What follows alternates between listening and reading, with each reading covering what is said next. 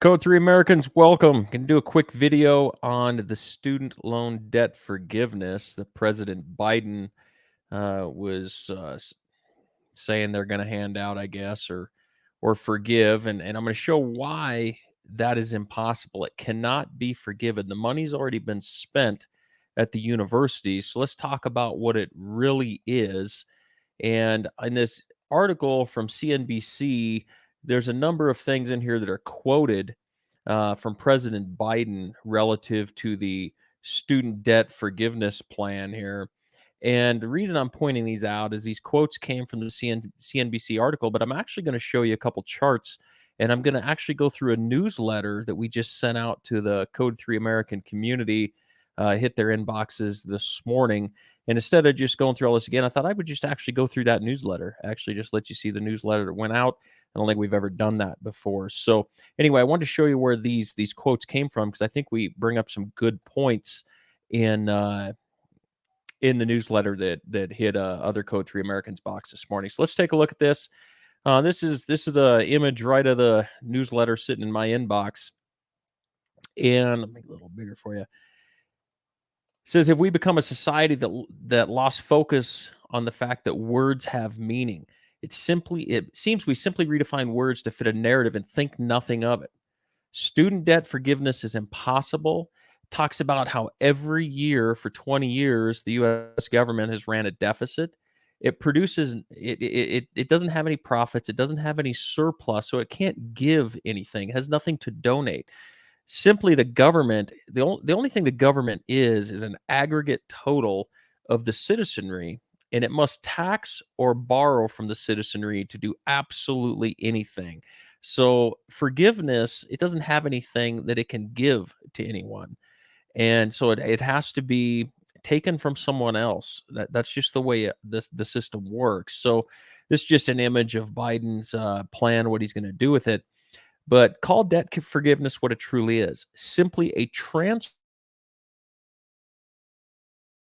of a debt obligation from people who received something and promised to pay for it to people who received nothing and did not promise to pay for it.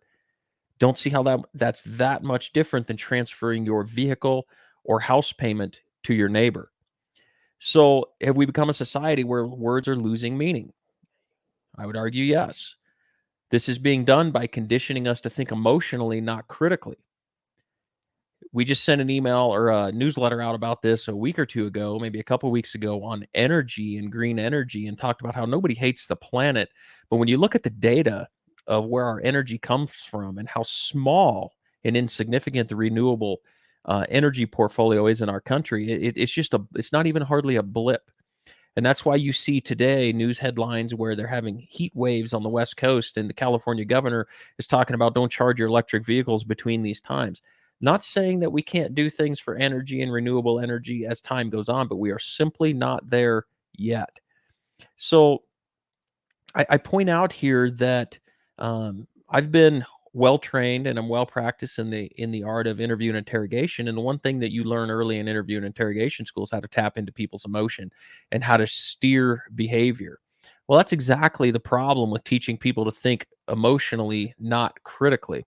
So here there's these quotes from the article, and let's point out a couple things with them because I think there's some value in really asking these questions that are based in critical thought as opposed to just talking about how it's not fair and people should have debt forgiveness and all those sorts of things. So, quote from Biden and CNBC says both of these targeted actions are for families who need it most.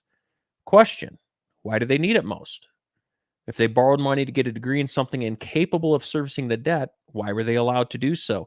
If you go to the bank and you ask to buy a house, they look at your current and future earnings ability and your overall ability to repay that note. And if they don't feel confident that your current or future earnings, your productivity is going to be sufficient, you don't get the loan. Here, why are we giving people loans to get a degree in something that is incapable of providing enough resources to pay it back?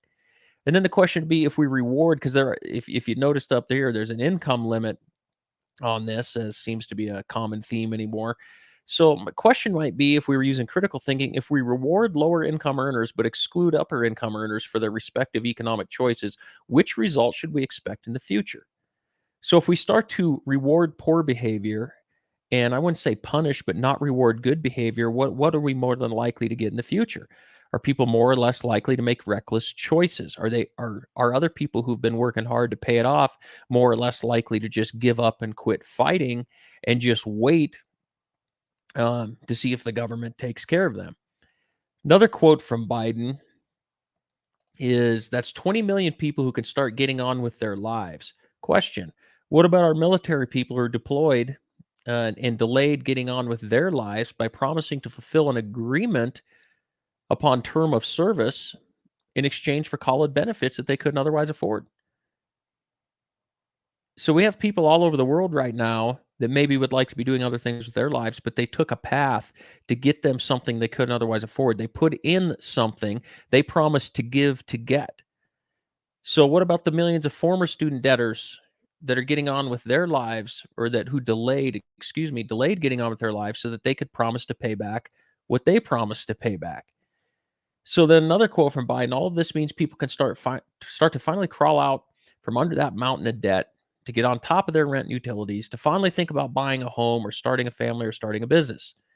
Well, since the government's an accurate aggregate representation of the individuals, haven't we all been buried by a mountain of debt?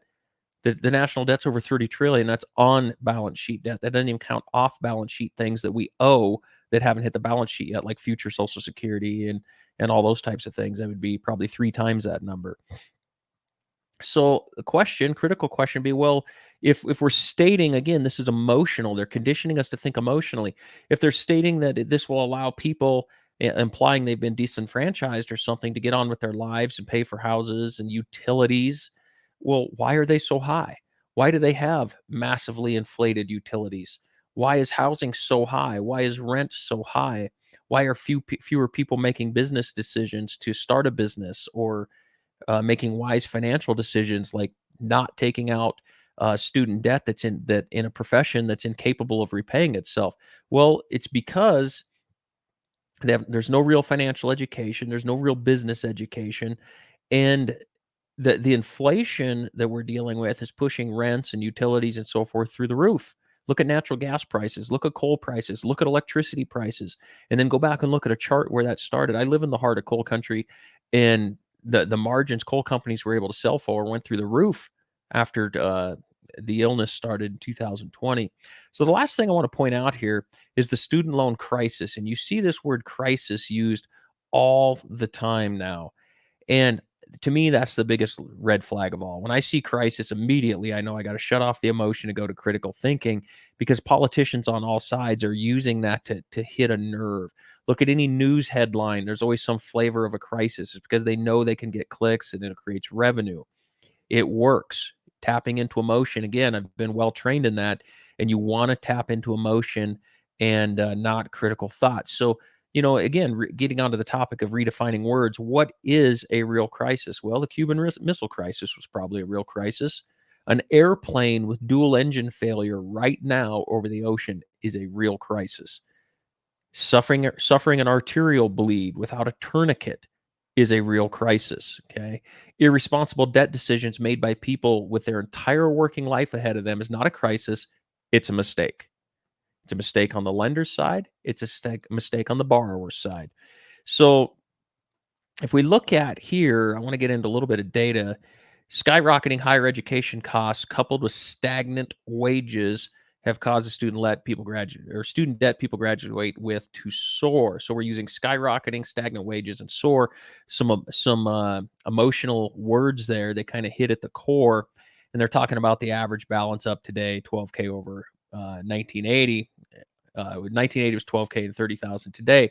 So the scene, I kind of frame this like a stage play. The scene is set where there's a villain, a victim, and a hero. The government's painting itself to be the hero. But if we use a little critical thought, let's look at this right here, and I'm going to blow this chart up for you. This is the Bureau of Labor Statistics, which is responsible for all inflation data. So this is the inflation data the government will admit to. This doesn't necessarily mean that it's not higher, and we've done other videos to clearly indicate it is higher. But nonetheless, college tuition, I want you to pay attention right here in about the 2005-6 mark. it really starts stepping up and going quite high quite quickly. So if we go back, so that's what college tuition and fees are doing starting at about '06. So then we go to the St. Louis Fed's website and we look at um, student loans owned and securitized. In other words, student loans that the government has. Look back here, and just this is as far as back as it reports, but about 2006, you can kind of see it's coming in not nearly as steep, and then boom, it just starts taking off. So the point of that is those two charts are saying the exact same thing. So, oops. If you look at about 2005 or so, we start to have that rapidly increasing pace in student or college tuition and debt on the balance sheet of the Federal Reserve, so or the government, excuse me. So, three things determine the price of anything in an economy: supply and demand. Everybody understands that, but also capacity to pay. And debt dramatically increases capacity to pay.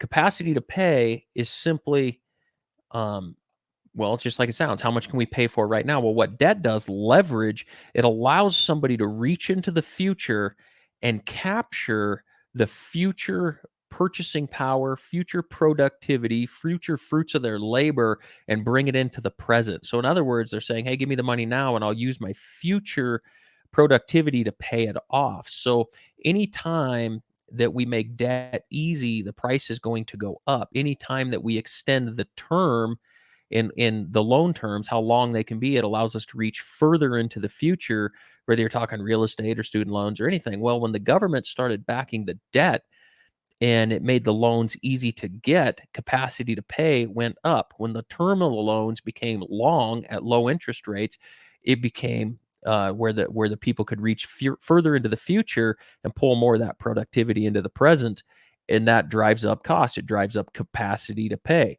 So this is totally predictable, and it originates in one spot. If you look at those two charts, they are saying the exact same thing. They go up at the same period in a time, and that's why student debt or college costs are running away. It's no different than a house price when a 30-year and now a 40-year mortgage showed up. It's no different than vehicle prices when a 7-year loan showed up.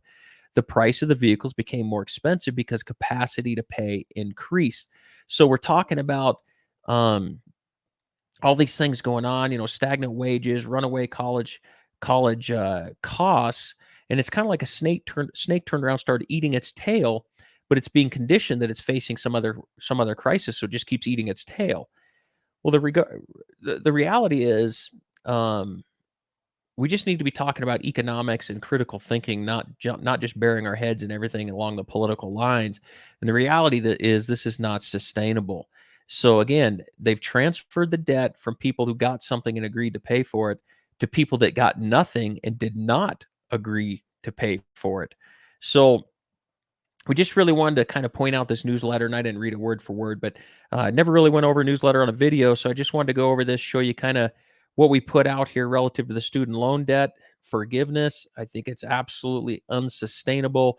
All it will do is push up debt. We will all pay for that through inflation and a number of other things for many years. And even as inflation continues to come down, we see disinflation. It starts to lower over time from these all-time highs. It will never go away. The entire system is debt-based, inflationary based. So my point is they create the problem, then they come in and they create the solution to the problem they created, and it just creates the bigger problem. So later they can come in and create a bigger solution. So ultimately, what we have is all Code 3 Americans realize the hero in the stage play that was framed above is unmasked as actually the villain. They're actually the problem. So share this with anybody you see. Give us a thumbs up if you like the video. Share it with other Code 3 Americans. If you want to get on our newsletter, simply send an email to community@code3assets.com. Again, that's community@code3assets.com. You'll get our newsletters. We send them out, and invites to our meetups and other things. It's all totally free. Absolutely no catch at all. We don't sell your information. So with that, we'll see you on the next video. Teams up.